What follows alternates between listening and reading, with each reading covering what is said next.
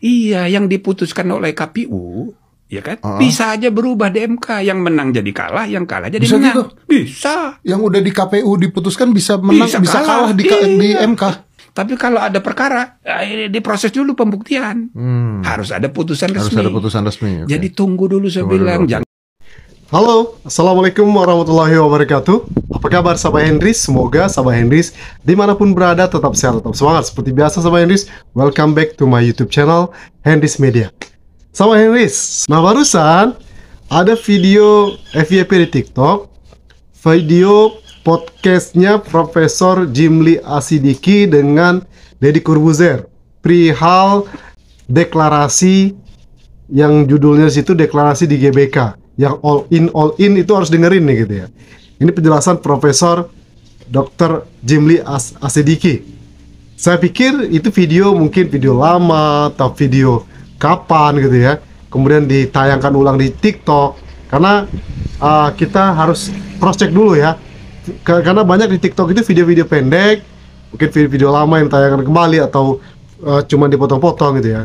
Lalu saya coba cek di podcast Deddy Corbuzier, benar saja ini video terbaru dari podcast Deddy Corbuzier, kurang lebih 1 hari yang lalu lah, 24 jam lalu lah itu ya, mengenai deklarasi kemenangan dari hasil real count, quick count dan lain sebagainya. Yuk kita dengarkan dulu penjelasan dari Prof. Jimli Asidiki di podcast Deddy Corbuzier. Dan ini tampaknya mungkin Deddy Corbuzier salah undang narasumber sehingga Deddy Corbuzier ketar-ketir.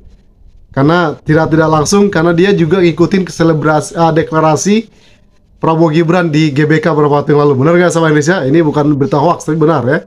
Kalau mendengar penjelasan Prof. Jimli ini, bagaimana sih reaksi dari Corbuzier? Kita lihat videonya di sini. Cek it out. Besok mau pengumuman KPU. Sehari sebelumnya SBY yang sudah merasa menang karena quick count-nya, real count, quick count-nya udah jauh banget, ya kan? Dia bikin statement, saya mau mengumumkan besok sesudah pengumuman resmi dari KPU susunan kabinet. Begitu saya dengar dia ngomong begitu di TV, langsung saya sebagai ketua Mahkamah Konstitusi membuat konferensi pers. Saya bilang jangan dulu, proses resminya itu pertama harus ditetapkan dulu oleh KPU. Yang kedua, harus ada konfirmasi dulu dari MK. Dari MK? Iya, yang diputuskan oleh KPU, ya kan? Bisa aja berubah di MK. Yang menang jadi kalah, yang kalah jadi menang. Bisa. Yang udah di KPU diputuskan bisa menang, bisa kalah di MK. Secara teoritis begitu. Gitu loh. Nah, jadi saya bilang belum ada presiden elect. Presiden elect itu baru kalau sudah dikonfirm oleh MK. Saya sebagai ketua MK punya tanggung jawab untuk menjelaskan ini karena MK ini masih baru, gitu kan? Jadi belum ada presiden elect. Presiden elect itu ada 2 kemungkinan. Kalau tidak ada perkara, MK memberi deklarasi. Oke, ini confirm, tidak ada perkara.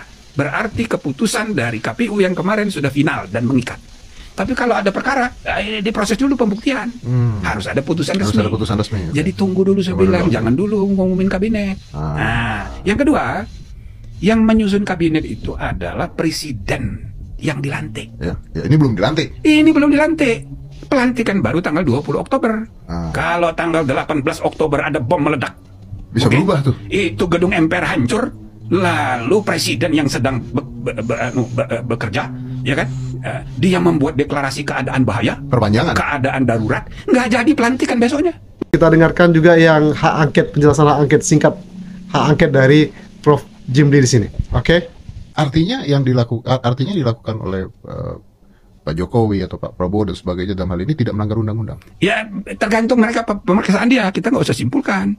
Kan mereka mau menyelidiki nih, dia mau menemukan mana ada pelanggaran hukum apa enggak. Biarin aja dulu, nggak apa-apa. Nggak usah terlalu khawatir. Jadi maksudnya biar dinamika di ruang politik di DPR itu jalan sampai dia menemukan the logic power.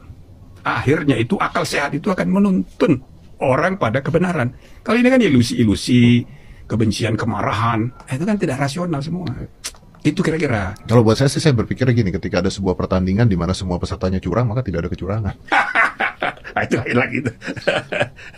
Nah, tapi itu tidak boleh dijadikan pembenaran seolah-olah itu benar. Betul. Nah, makanya kan gini ya, kita punya KPU, lalu kita bikin Bawaslu, lalu bikin lagi di KPP, ya kan? Nah, coba you cek seluruh dunia.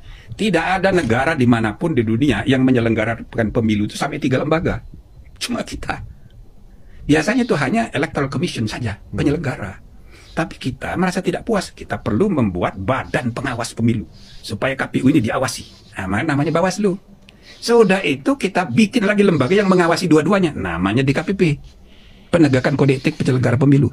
Ini adalah mekanisme yang kita ciptakan untuk mengawal supaya demokrasi elektoral kita, pemilu kita itu berjalan with integrity. Tapi kan nggak langsung cepat selesai, langsung 100%. Kita ini negara demokrasi ketiga di seluruh dunia terbesar. 1 India dari segi jumlah penduduk, 2 Amerika Serikat, 3 Indonesia. Tapi lihat indeks demokrasi kita, Global Index Demokrasi. Kita ini nomor 54. Artinya manajemen demokrasi kita masih agak kampungan. Nah ini kan bisa cepat. Ini kan harus ditata dari waktu ke waktu. Jadi kecurangan tidak boleh dibiarkan. Tapi sudah ada mekanismenya. Gitu loh. Nah di Bawaslu misalnya kan, kalau dia menyangkut tindak pidana pemilu, sudah dibentuk namanya Sentra Gakumdu, Sentra Penegakan Hukum Terpadu. Di situ ada polisi, ada kejaksaan, Bawaslu yang mengkoordinasi. Nanti kalau ditemukan tidak pidana pemilu, dibawa ke pengadilan negeri. Si orangnya? Si orangnya. Bisa peserta, bisa calon, bisa juga penyelenggara. Oke. Pidana. Ya. Kalau dia ini tentara TNI, maka dibawa ke pengadilan militer. Nah, itu sudah 3 kali itu saya memberi materi untuk mempersiapkan hakim-hakim militer.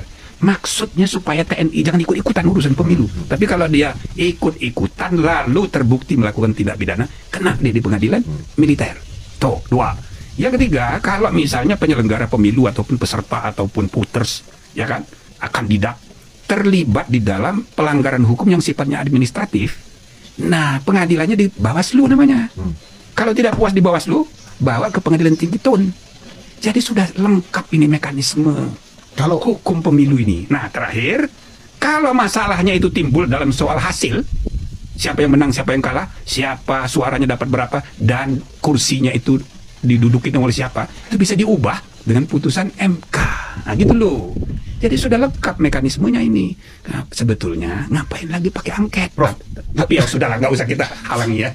Prof, coba saya pengen tanya gini, Prof. Kalau misalnya nih saya calon presiden. Oke. Ya kan, saya calon presiden.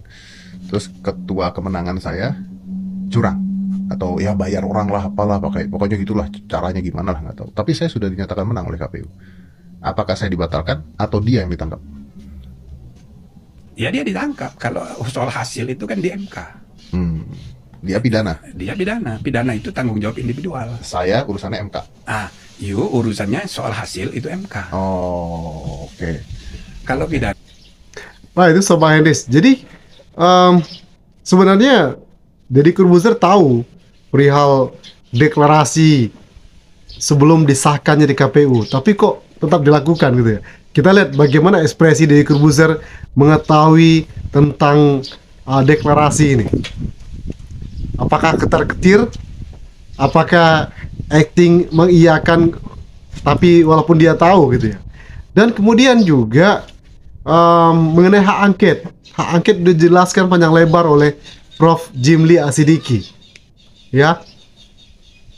Dan apakah mungkin hak angket ini nanti bisa memakzulkan Jokowi atau pemilu akan dilakukan secara diulang atau gimana? Kemudian mungkin ini juga jadi peluang putaran kedua dari Anies Mohaimin itu bisa terwujud.